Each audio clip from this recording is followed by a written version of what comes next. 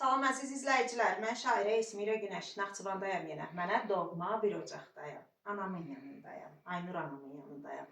O ana ki, əziyyətlə, zülmlə böyütdüyü yeganə oğul övladını vətən torpaqlarımızın azadlığı uğrunda şəhid verən anadır. O ana ki, antiterror əməliyyatları başladığı bir gündən bu günə qədər yuxusuz gecələr yaşayan anadır. Bala həsrətini qəlbində daşıyan anadır.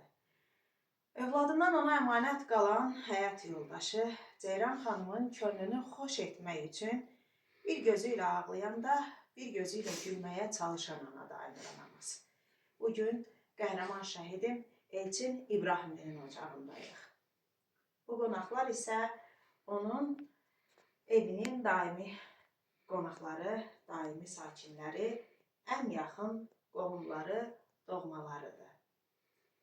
Yanımda Aynur anamızla yanaşı həm də qəhrəman şəhidimin babası dayanır.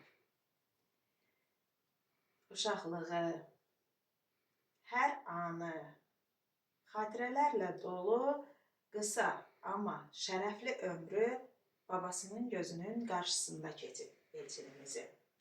Elçinimiz az yaşasa da bütün bir ömrə, hətta gələcək nəsillərə də unudulmaz vətənpərvərlik dərsi keçib. Bugün qəhrəmanımın ocağına ikinci gəlişimdir mənim. Onun anasının sayəsində tanımışam Naxçıvan şəhidlərini. Onun anasının sayəsində tanıtmışam Naxçıvan şəhidlərini. O mənim kitablarımın da qəhrəmanıdır. Antiterror şəhidləri kitabımda, Sönməyən ulduzlar kitabımda, Qəhrəman analar kitabımda yer alıb Elçinim. Və eyni zamanda da hal-hazırda nəşrə hazırladığım bir neçə kitabda da öz yerini özü hazırlayıb Elçinimin. Burada əlimdə bir kitab var. Hər dəfə şəhid ailələrinə ziyarət edəndə ilk şəhidlərin otağına girirəm. İlk onlarla salamlaşıram. Bu dəfə mən şəhidimin ocağına kitablarla gəldiyim kimi, o da ocağında məni kitablarla qarşıladı. Bu kitab qəhrəman şəhidimin özünə həsr olunmuş kitabdır. Onun həyat yolundan, onun keçdiyi döyüş yolundan bəhs eləyən kitabdır. Kitabın içində anasının xatirələri var, həyat yoldaşının xatirələri var, babasının xatirələri var. Bir sözlə, gördüyüm bir andan elə Aynur anama da dedim ki, o kitabın biri mənimdir. Səbirsizliklə oxumağa tələsirəm. Ən qısa zamanda oxuyub fikirlərimi sizlərlə paylaşacağım. Zaten onlar bizim qəhrəmanımızdır, biz onları unutmuruq. Amma bir də o qəhrəmanların həyatını kitablardan oxuyanda sanki onları canlı görürük. Onlarla söhbət edirik. Onlar bizim təxəyyülümüzdə əbədiyyətə qovuşur. Qəlbimizə yazdıqları ad daha möhkəmdən qazınır qəlbimizə. Biz unutmadığımız qəhrəmanları övladlarımıza tanıdırıq. Onlar da unutmasınlar deyə.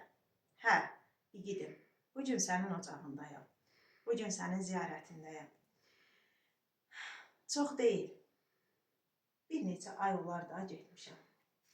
Heç bir ili tamam deyil. Amma bu aylar ərzində mənimlə birlikdə bax bu kitablarda yer aldığın kimi Azərbaycanı qarış-qarış gəzdi. Bütün bölgələrdə hər kəs səndən danışdı. Ailə üzvlərin də tədbirlərimin qonağı oldu.